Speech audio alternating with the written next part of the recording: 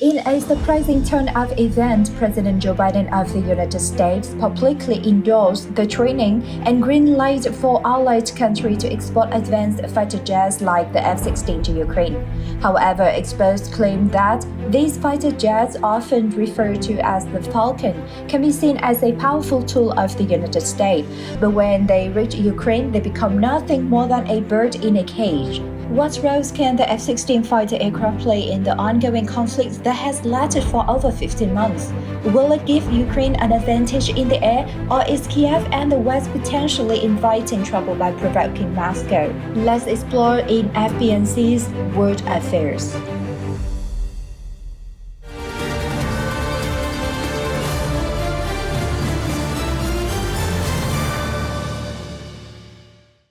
After months of Ukrainian demands for F-16s as Kyiv plans its counter-offensives against Russia, the U.S. finally gave the green light as Biden attended the G7 summit in Japan, a move President Volodymyr Zelensky hailed as a historic decision. Biden said the U.S. will support a joint effort with our allies and partners to train Ukrainian pilots on fourth-generation fighter aircraft, including F-16s, to further strengthen and improve the capabilities of the Ukrainian Air Force, a senior White House official told AFP. This marks quite a U-turn from Washington's refusals to give Ukrainian F-16s. The Biden administration has feared that Kyiv could use the jets to strike targets on Russian soil, thereby dangerously escalating its conflict with a country boasting the world's largest nuclear weapons arsenal. But Ukraine did not let up its lobbying for F-16s, arguing that it needs them for defensive as well as offensive complexities, especially when it comes to controlling its airspace to protect civilians from Russian strikes. Giving Ukraine F-16s will deter Russia rather than provoke it, Ukrainian Defense Minister Dmytro Kuleba tweeted in April. The dynamic changed on Tuesday when British Prime Minister Rishi Sunak and his Dutch counterpart Mark Rutte met on London and agreed to work to build an international coalition to provide Ukraine with combat air capacities, supporting everything from training to procuring F-16 jets, as Downing Street put it. Britain has a track record of pushing the envelopes when it comes to supplying Ukraine with advanced weaponry, prompting the U.S. to follow suit. After months of Ukrainian demands for Western tanks, London announced in January it would send challengers to Ukraine, heralding a U-turn in Washington as the Biden administration changed its mind and agreed to send Abrams tanks. The same month, the Western allies shift gears on tank deliveries. The F-16 manufacturer, U.S. defense company Lockheed Martin, suggested supply constraints would not be a problem when it came to the fighter jets, saying it was ready to match increased demand. But the U.S. has always been keen to balance full-throated support for Ukraine with prudence about escalation, and wariness about the risks is unlikely to go away after Biden's U-turn. Before Washington's policy change was announced, the New York Times reported on Wednesday that 4 NATO members, the Netherlands, Denmark, Belgium, and Norway, were ready to supply Kyiv with at least 125 combat-ready F-16s, according to British think tank, the International Institute for Strategic Studies. What makes the F-16 fighter jet so formidable? Why is Ukraine specifically calling for the provision of these aircraft instead of more powerful ones? Designed in 1970s by General Dynamics, the F-16 Fighting Falcons is the world's most widely used fighter jet. Some 4,500 have been manufacturers, and it remains one of the most exported models in recent years.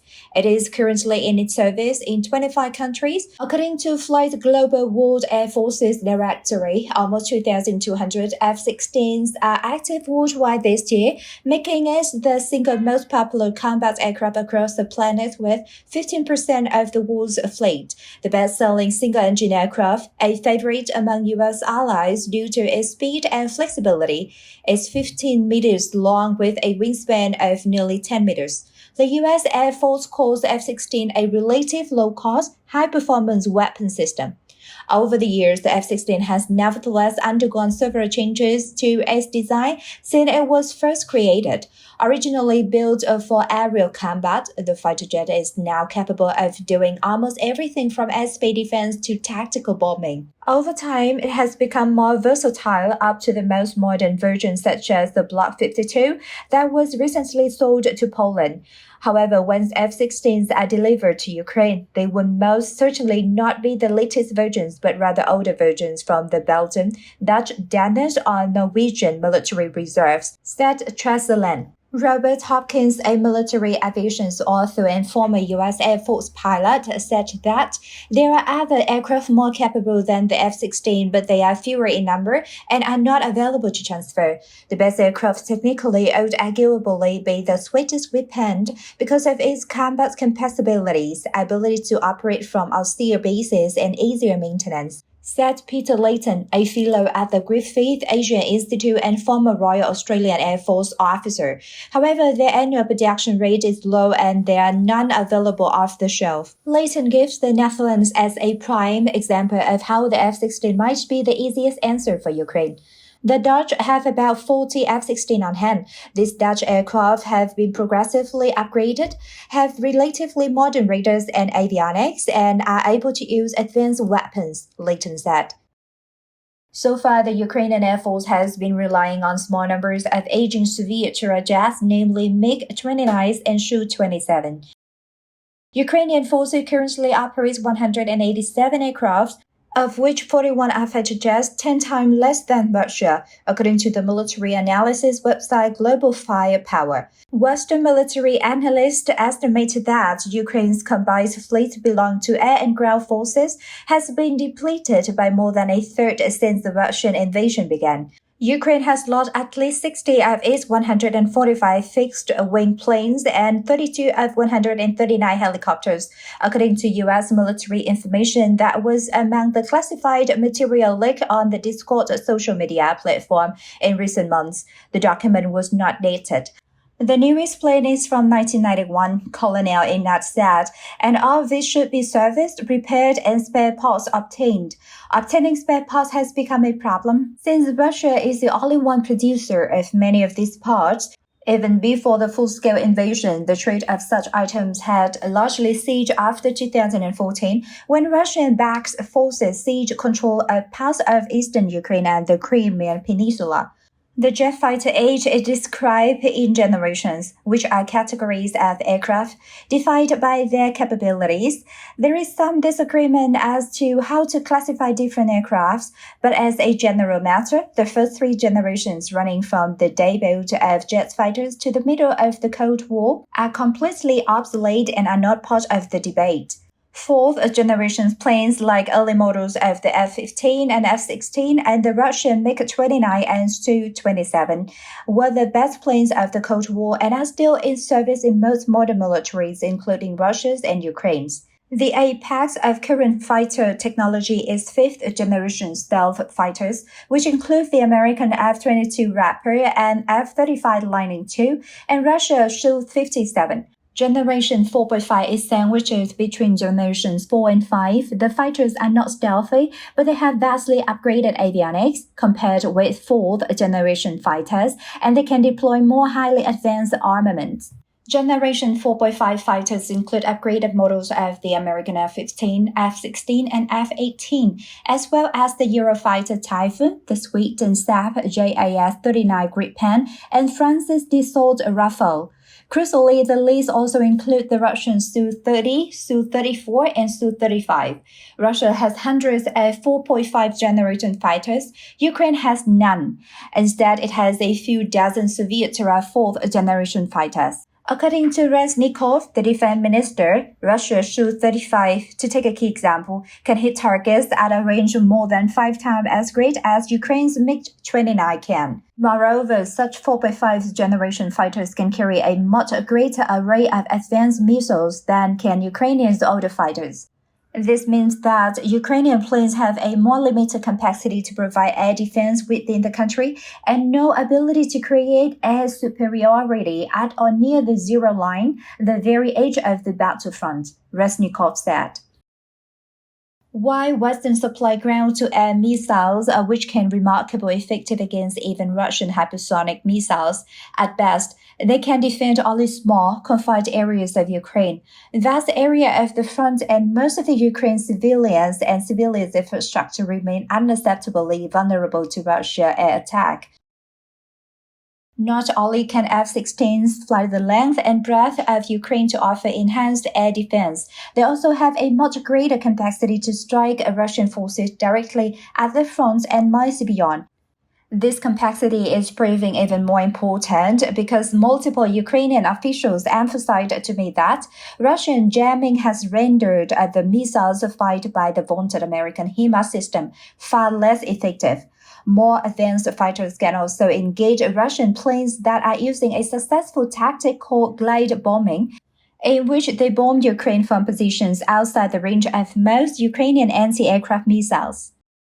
Although many nations have offered to train Ukrainian pilots, it would take time to come to fruition. Training even experienced pilots on a new aircraft is measured in months, not weeks. Retired Air Commodore Andrew Curtis, formerly of the British Royal Air Force, told this week, adding that the same principle applies to Ukrainian ground crews.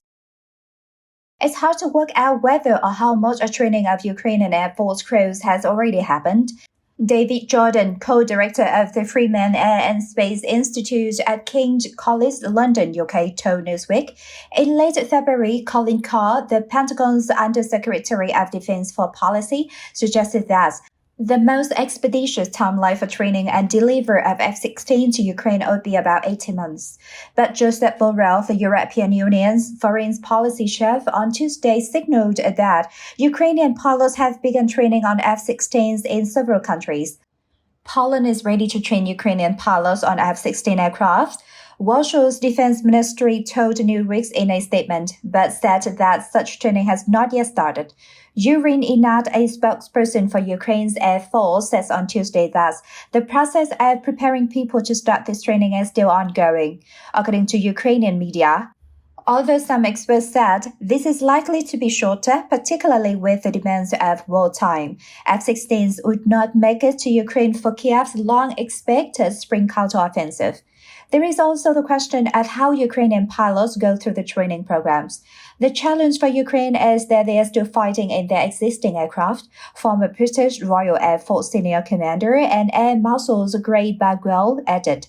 Ukrainian pilots may be pulled from the front lines to train on F-16, but could then go back after completing the training and return to fly Soviet jets while waiting for F-16s, he suggested. Lots of challenge, lots of questions. Bagwell told Newsweek. But should Ukraine try to use F-16 in the air war because its air force is ready, it would likely result in losses that cannot be afforded, Putin said. The tension between early use and competent use will be exceedingly difficult to manage. Experts previously told Newsweek that F-16s are a fundamental move away from Ukraine's Soviet air infrastructure, meaning it's not just new training that comes with the jets, but the logistic like new supply chains, maintenance procedures, and infrastructure. F-16 needs smooth runways and often centralized bases to operate from, unlike the dispersed airfields and makeshift runways the Soviet-era aircraft in Ukraine's current fleet are able to use. But the need for smooth runways offers another potential pitfall. Justin Bonk, senior research fellow in air power and technology at the Royal United Services Institute think tank in London, UK, told Newsweek in March. F-16 compared to jets more suited to uneven runways would suffer more in terms of wear and tear and potential accidents from being operated from rough surfaces compared to other jets, he said. These locations could then become a prime target for Russian strikes, former British military officer Frank Lewis told Newsweek. That could mean operating from bases well known to Russian forces, which makes them extremely vulnerable to attack on the ground, Curtis said. However, the preparation for air bases, although time-consuming, might already be underway, Jordan said. Kyiv may not have full control of Ukraine's airspace, but it has numerous anti-aircraft defense systems that deter Russian fighter jets from conducting operations beyond the front line. But Ukraine has been rapidly using up its supplies of anti-aircraft weapons, Cheslin pointed out. Stocks of anti-aircraft missiles are beginning to run dangerously low because Ukraine is consuming so much of them. At some point, the F-16 could take over to make up for a temporary or local shortage. Is an aircraft perfectly capable of shooting down a cruise missile, said Chancellor. But this points to another challenge. Ukraine and its allies would have to overcome the running down of Western arms stockpiles. There is a whole range of equipment that comes with the aircraft, and as things stand, there is no guarantee it won't be available, said Chancellor. There is also a problem of the weapons these planes would be carrying. Do Western allies have enough bombs, missiles, and shells for the guns? Current stocks are not very high. The F-16 would have absolutely no value if they don't have weapons to go with them, said Chancellor. Advanced Western armaments for the F-16 would be expensive. For instance, a single advanced medium-range air-to-air missiles AMRAAM costs about $1.2 million, CIS says, adding that it takes about 2 years to make one. The U.S. could provide AMRAAMs and other arms from its stockpile, but with the long manufacturing times, it runs the risk of its own inventories being depleted if needed a conflict directly involving U.S. forces, the CRS says. There has always been a political facet to providing military aid to Ukraine. F-16s were previously a red line for Kyiv's Western backers and for NATO, and Russia has labeled the possibility of the U.S. jets ending up in Ukrainian hands an escalation.